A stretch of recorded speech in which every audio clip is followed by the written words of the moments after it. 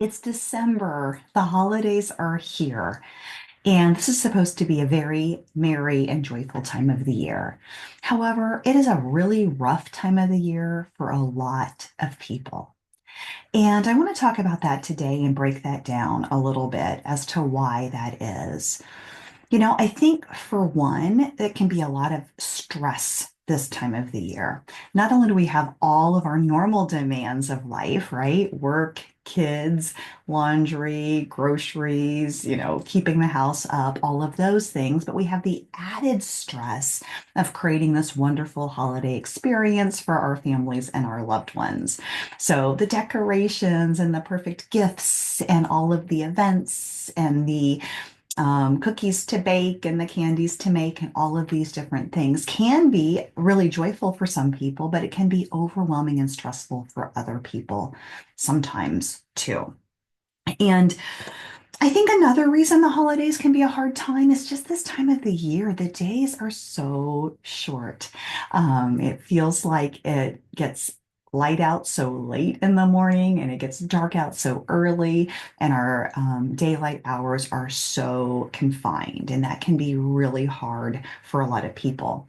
And I think maybe the third top reason that I think the holidays are maybe not so merry for some people is that we're constantly comparing our lives to other people's lives. And one of the tools that we have for that comparison is social media.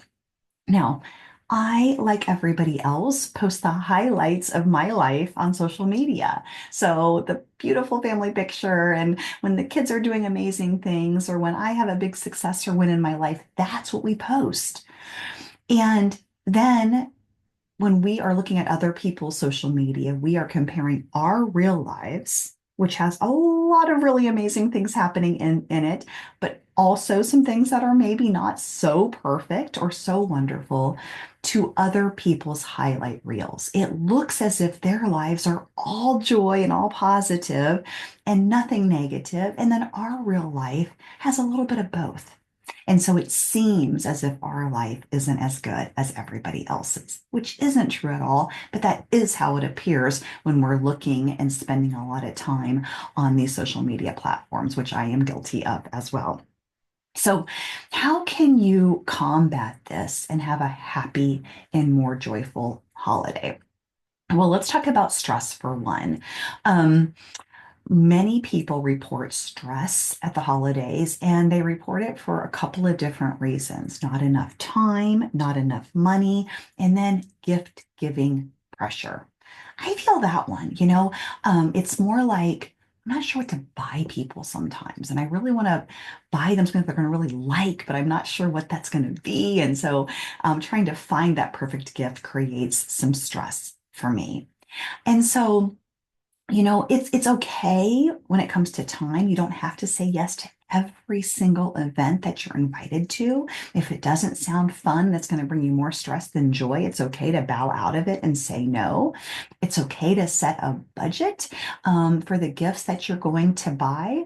It doesn't have to be excessive. It can be what's comfortable for you.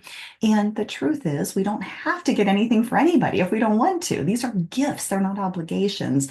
But it sometimes can feel like an obligation, but it's just kind of important to think about, do I really need to do this? And do I really need to stress myself out about this? I think another way to get through the holiday season is to focus on self-care. Just because it's a busy time of the year doesn't mean it's okay to neglect yourself.